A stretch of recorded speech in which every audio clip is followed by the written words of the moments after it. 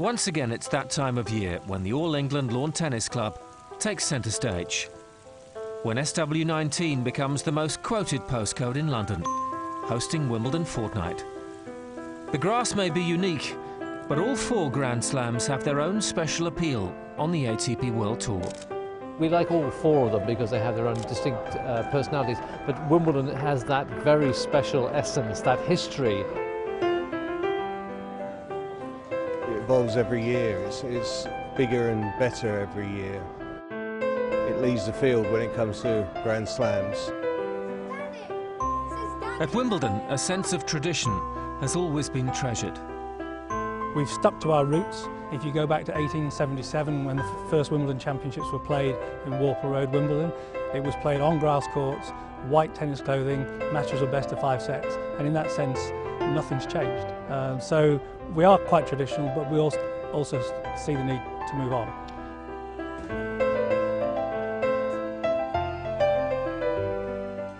Here at Wimbledon, you walk through the gates and you do get that sort of hairs on the back of your neck feeling, you're thinking, here we go again, this is going to be something very special.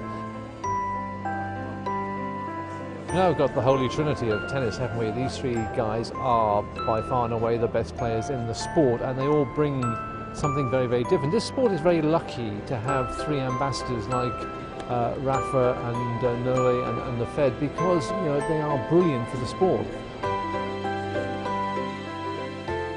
This is a really interesting Wimbledon because looking at the big 3, whoever wins could end up world number 1.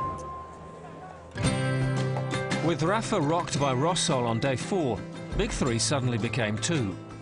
Roger Federer was feeling the weight of history. I won Junior Wimbledon here in '98, beat Sampras here in 2001, that was my first Wimbledon appearance.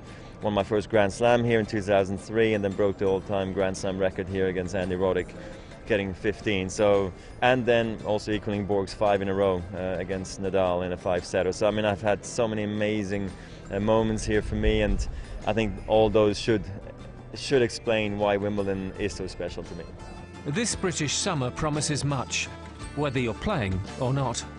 Yeah, it's going to be very exciting. I think, there's obviously more going on than that as well. For me, I love all sports, so we've got the Formula 1 at Silverstone and also the Open Golf as well. So for a sports fan, it's very exciting, and also to be involved in it and be participating in it is going to be great. So yeah, can't wait to get started.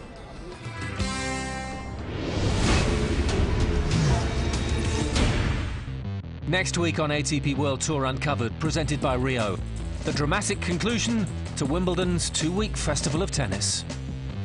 And Roger Federer is aiming to make history in London. He tells us why this major really means so much. Don't forget to log on to atpworldtour.com for your 24/7 breaking news, and talk with us on Facebook and Twitter. See you next week.